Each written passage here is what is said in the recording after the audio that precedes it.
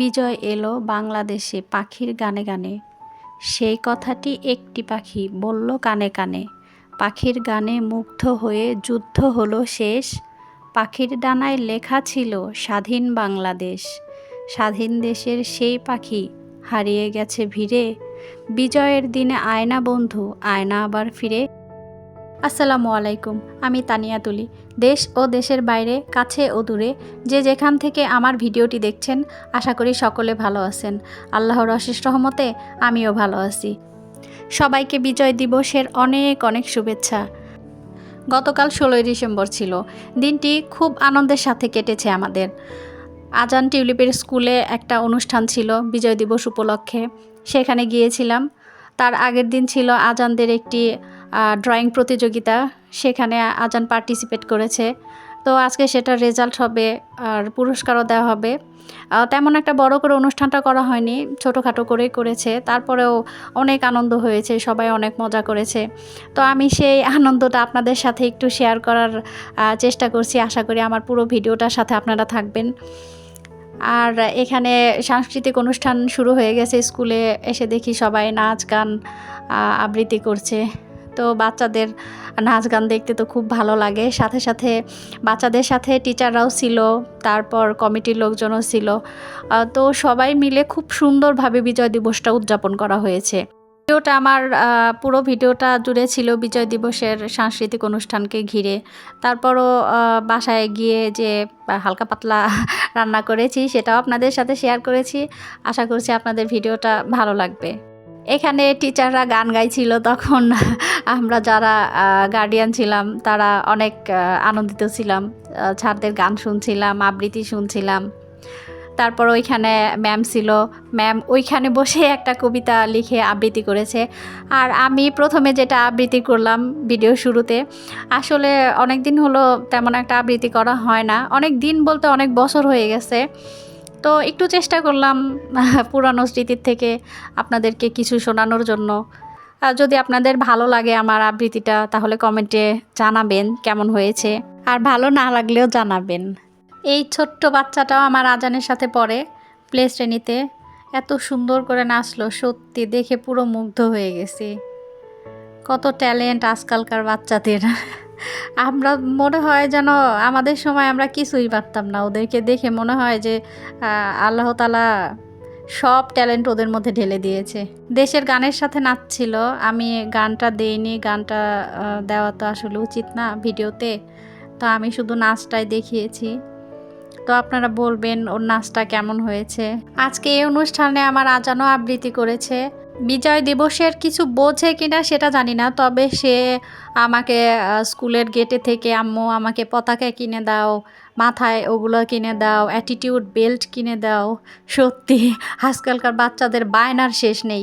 তারপরে কিনে দিলাম, কারণ আমরা যদি একটু একটু করে ওদের মধ্যে দেশপ্রেম না দিতে পারি তাহলে তো কখনো তৈরি হবে না। দেশের প্রতি যে ভালোবাসা, সেই ভালোবাসাটা থাকবে না।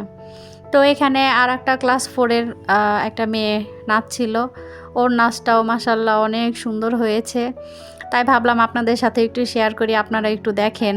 আজানের আবৃত্তিটা আগেই চলে গেছে, ভিডিওর শুরুতেই ছিল। তো আজান বলছে এখন আমাকে যে আম্মু তুমি তো আমার কথা বললা না তখন আমি যে আবৃত্তি করলাম। তো আমি বললাম আচ্ছা ঠিক আছে, আমি পরে বলে দিব।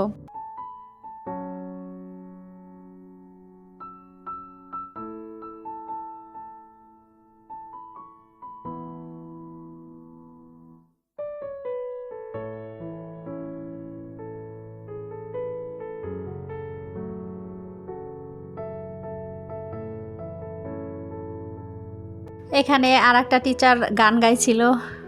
মাশাআল্লাহ, ওনার যা কণ্ঠ, খুব সুন্দর গানটা, এত সুন্দর করে গাইছিল। আর একটা টিচার আবৃত্তি করছিল। মানে এই স্কুলের ছাত্রছাত্রীদের যেরকম ট্যালেন্ট, টিচারদেরও ভাবাই যায় না। ওনারা যে শিক্ষক, তারপরে ওনাদের মধ্যে যে কত রকমের গুণ আছে। আর ওই যে তখন বললাম কবিতা লিখে কবিতা আবৃত্তি করা, এইটা হলো সেই ম্যাম। উনি ওইখানে বসে কবিতা লিখে তারপর আমাদের আবৃত্তি করে শোনাচ্ছিল। তো প্রায় অনুষ্ঠানটা শেষ। এখানে আরও একজন টিচার গান গাচ্ছিল। তো তো অনুষ্ঠানও শেষ হচ্ছে, আমার হার্টবিটও বেড়ে চলেছে, কারণ যে প্রতিযোগিতাটা হয়েছে সেখানে আমার আজান অংশগ্রহণ করেছে। আর সবচাইতে ভয়ের বিষয় হলো প্লে, নার্সারি, 1 3টা ক্লাস মিলে ফার্স্ট, সেকেন্ড, থার্ড করা হয়েছে।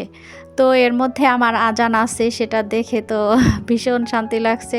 আলহামদুলিল্লাহ, সবাই আমার ছেলের জন্য দোয়া করবেন, ও যেন ভবিষ্যতে আরও সুন্দর করে ড্রয়িং করতে পারে, লেখাপড়াতে ভালো করে। এই তো বাসায় আসলাম, এসে রান্না করতে চলে গিয়েছি। তো আমি আজকে ইলিশ মাছ দিয়ে কাঁচা যে মিষ্টি কুমড়াটা হয় সেই মিষ্টি কুমড়াটা রান্না করব। ইলিশ মাছ কেটে ধুয়ে নিয়েছি ভালো করে, মিষ্টি কুমড়াটাও আমি ধুয়ে তারপরে কেটেছি। আর ওই সব সময়ের মতো আমার মাখানো মশলা, এখানে আদা বাটা, রসুন বাটা, তারপরে ধইনার গুঁড়া, জিরা, আর আছে পেঁয়াজ বাটা, সব কিছু একসাথে মিশিয়ে আমি 10 মিনিটের মতো রেখে দিয়েছিলাম। তো আমি এভাবে করে ইলিশ মাছটা রান্না করে থাকি সব সময়।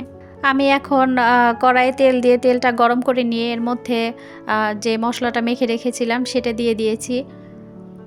তো আমি মশলাটা কিছুক্ষণ কষিয়ে নেব, তারপর মাছগুলো কষিয়ে উঠিয়ে মিষ্টি কুমড়া কষিয়ে আমি তরকারিটা রান্না করব।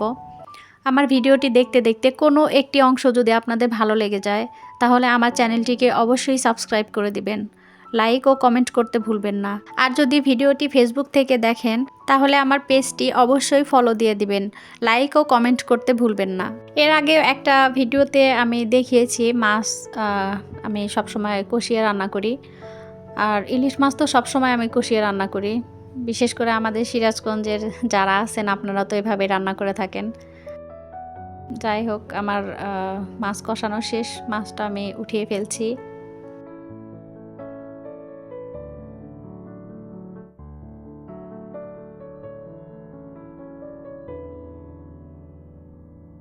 মাছ কষানোর যে ঝোলটা আছে ওইটার মধ্যে মিষ্টি কুমড়া দিয়ে আবার ভালো করে মিষ্টি কুমড়াগুলো সিদ্ধ করে নিব, মানে কষিয়ে নিব আর কি। তো মিষ্টি কুমড়া কষানো শেষ হলে এর মধ্যে আমি ঝোল দিয়ে তারপর ঝোলটা যখন বলক এসে যাবে ঠিক ওই টাইমে আমি মাছগুলো আবার দিয়ে দিব, দিয়ে ঢেকে রান্না করে ফেলবো। যারা মিষ্টি কুমড়া দিয়ে ইলিশ মাছ খাননি কখনো তারা এভাবে করে একবার হলেও রান্না করে খেয়ে দেখবেন। আর যারা খেয়েছেন তারা তো জানেনই যে মিষ্টি কুমড়া দিয়ে ইলিশ মাছটা আসলে কত মজা লাগে। তবে আমি যেহেতু পাকা মিষ্টি কুমড়া তেমন একটা খাই না, তো আজানের বাবা অফিস থেকে আসার সময় এই কাঁচা মিষ্টি কুমড়াটা নিয়ে এসেছিল, তো আমি ভাবলাম তাহলে ইলিশ মাছ দিয়ে রান্না করে ফেলি। এই তো আমার রান্নাটা প্রায় শেষ। আমি সকালে কিছু রান্না করে গিয়েছিলাম, ডাল ভাজি এগুলো করে গিয়েছিলাম, আর স্কুল থেকে এসে ইলিশ মাছটা রান্না করে ফেললাম। এই তো আমার রান্না শেষ। আর আজকের ভিডিওটি আমি সূর্যাস্ত দিয়ে শেষ করব। আজকের মতো এটুকুই। সবাইকে আবারও বিজয় দিবসের অনেক অনেক শুভেচ্ছা।